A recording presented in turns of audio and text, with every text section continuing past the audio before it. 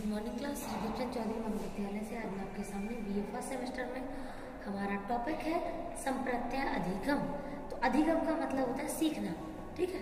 अधिगम एक सामान्य सा शब्द है, इसका मतलब होता है सीखना। और संप्रत्यय उसके आगे जब लगा दिया गया है तो इसका मतलब क्या है? इसका मतलब सिंपल सा है, कोई भी चीज का संप्रत्यय क्या होता है मालूम है? क्या होता है संप्रत्यय? अधिगम का तो मतलब हमें पता है, संप्रत्यय क्या होता है? कुछ पता है इसके बारे में? What is concept?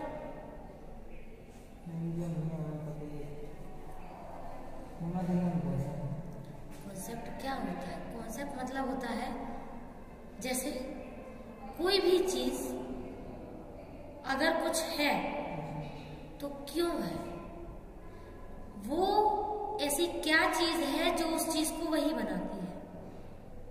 आप लोग हैं, जैसे आप निकेता हैं, आप अजय हैं, आप दीपेश हैं, आप लोग सभी लोग अलग अलग हैं, आप लोग की विशेषताएं अलग अलग हैं। ऐसा क्या है जो आप लोगों को अलग बनाता है? कहने को तो इंसान है, वो फीमेल है, आप लोग मेल हैं, ठीक है, ये डिफरेंस हो गया। आप दोनों तो मेल है ना, फिर आप दोनों अलग कैसे हैं? क्या चीजें हैं जो आप लोगों को अलग दिखाती है? जैसे हमारे माता पिता से जैसे मिले मैं तो अलग अलग हूँ। हाँ, जैसे चेहरा और शरीर की आकृति अलग है, और उसके अलावा रहन सहन अलग है, और आदतें अलग है, और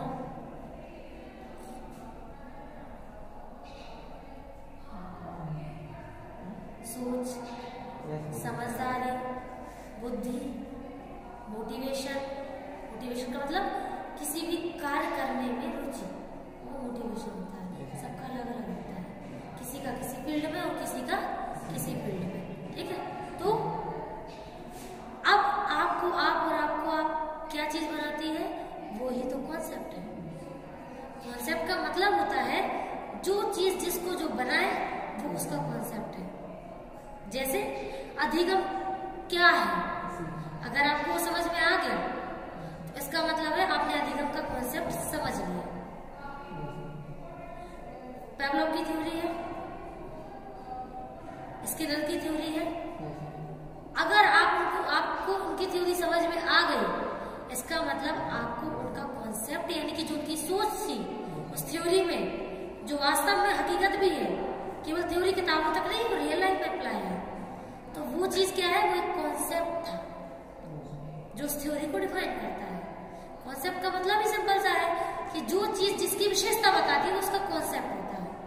तो यहाँ बात चल रही है अधिगम की, यानी कि अधिगम का क्या कॉन्सेप्ट है, अधिगम होता क्या है, या अधिगम जब हम किसी चीज के बारे में सीखते हैं, किसी संप्रत्यय के बारे में सीखते हैं, तो वो कॉन्सेप्ट लर्निंग होती क्या है, ठीक है। चलिए पहले डेफिनेशन लिखिए। हुल्स, एगेज और डीज 1980 के अनुसार देखो, इसमें कुछ नियम द्वारा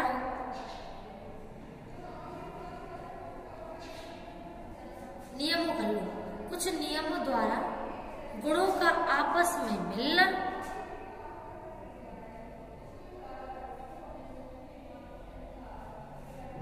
ही संप्रत्यय कहलाता है। गुणों का आपस में मिलना ही संप्रत्यय कहलाता है।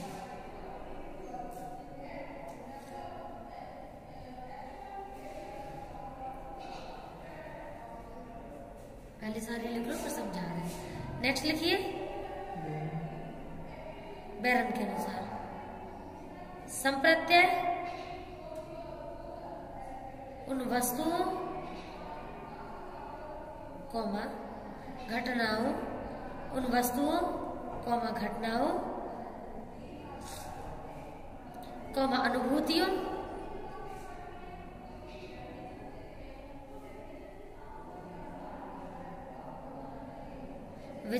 विचारों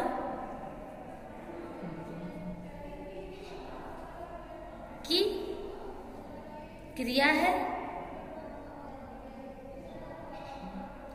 जो मानसिक रूप से की जाती है। विचार कहाँ होते हैं? मस्तिष्क में। तो क्रिया कौन सी हो गई? मानसिक, ठीक है। हाँ। विचार हो गए आपके, चाहे अनुभव हो गए, तो ये सब मस्तिष्क में ही तो चलता है ना। अगली डेफिनेशन लिखिए ऑसगुड की। संप्रत्यय वह, जगह छोड़ दो, संप्रत्यय वह उभयनिष्ठ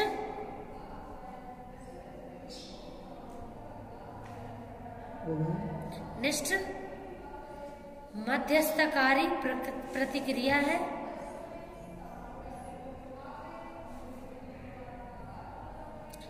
जो किन्हीं दो परिस्थितियों और कार्यों के बीच संबंध स्थापित करता है, जो किसी दो परिस्थितियों और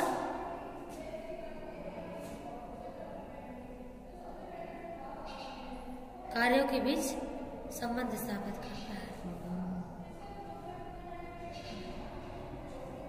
नेक्स्ट है रेथस की, स्थापित करता है, लिख लो।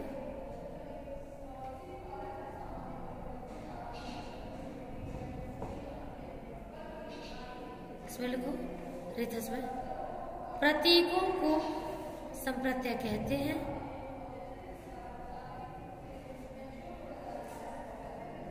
जिसका संबंध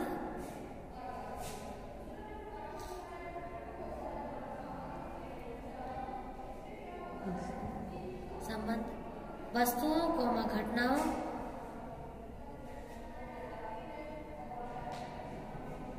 और विचारों के वर्गों से है, विचारों के वर्गों से है।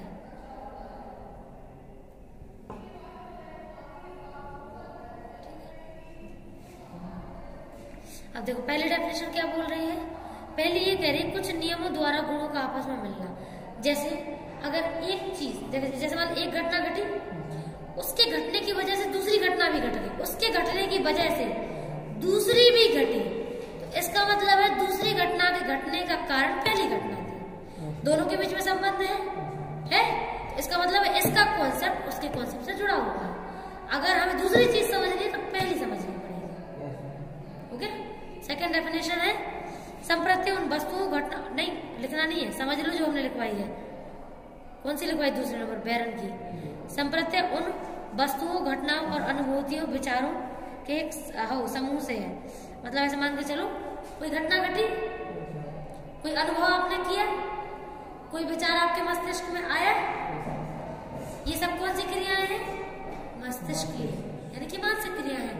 और मानसिक क्रियाओं का मतलब है कि जो भी चीजें घटित हो रही है उनका आपस में संबंध तो है, और वो संबंध तो बाहर है, लेकिन उसका हम प्रेजेंटेशन कहाँ करते हैं?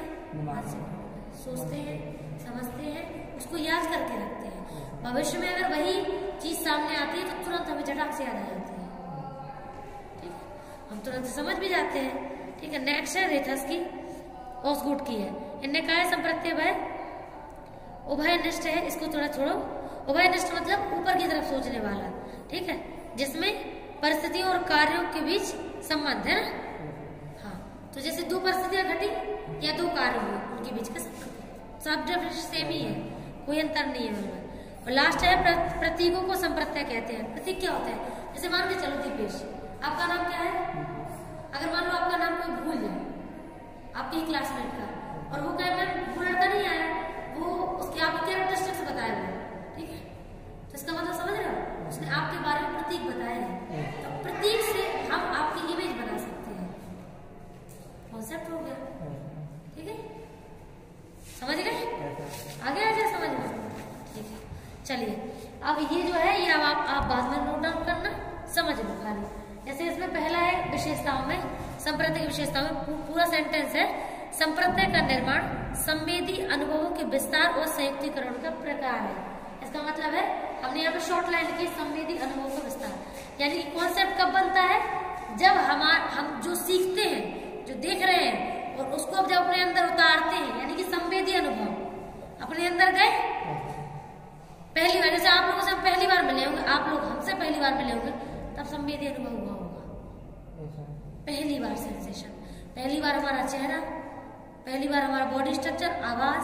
अब जब बार बार देखा, महीने बार, तो अगर हम मान लो बहुत दूर से बोल रहे होंगे तो आपको समझ में आया कौन बोल रहा है। तो इसका मतलब है पहली बार में आपकी संवेदी अनुभव हुए, दूसरी बार में हुआ, तीसरी बार, जब तक वो सुरक्षित नहीं हो गया आपके ब्रेन में कि आप पहचान ना पाए झटाक से, तब तक वो संवेदी अनुभव कहलाते हैं।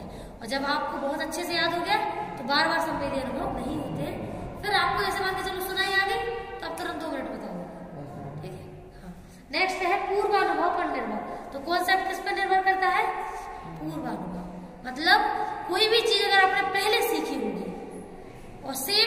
बाद में थोड़ा फर्क, थोड़ा और फेर बदल करके, मतलब थोड़ा बढ़ा के ज्यादा याद किया होगा बाद में, तो पहले वाला कॉन्सेप्ट आपको थोड़ा इजी कर देगा बाद वाले कॉन्सेप्ट को, करेगा ना। कोई चीज पहली बार पढ़ोगे तो कठिन लगेगी, दूसरी बार पढ़ोगे तो कठिन लगेगी, पहली बार में कठिन लगेगी, क्योंकि वो सब कुछ नया है हमारे लिए, हम वास्तव में जानते ही नहीं उसके बारे में। तो पूर्वानुभव हमारे पास है ही नहीं। सरल कब लगेगी? जब पूर्वानुभव हमारे पास ठीक है।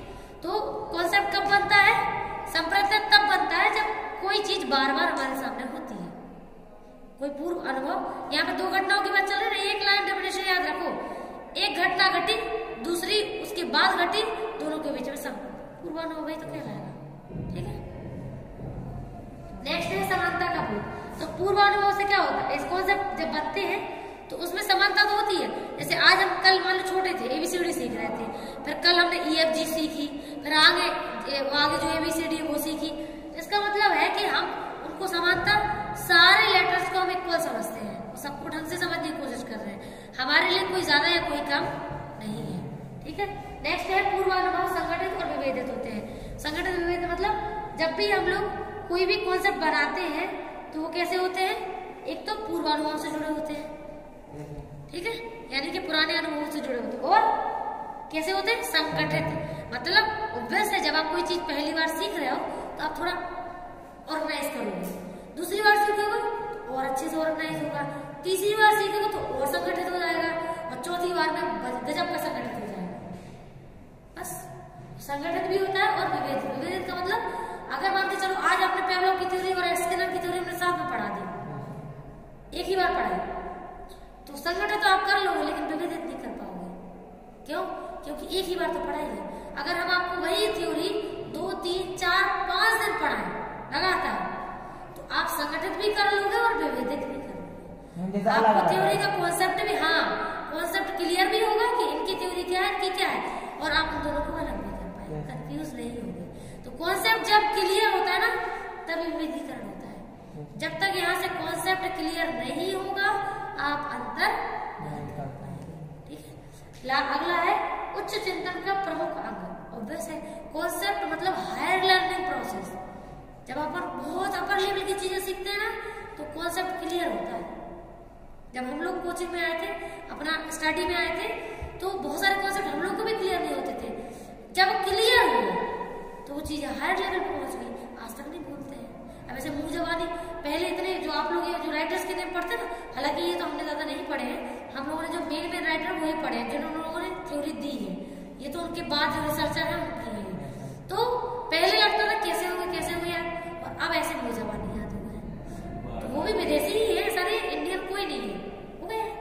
तो ये कैसे होता है? बार बार करना है। हाँ, तो उच्च चिंतन कब होता है?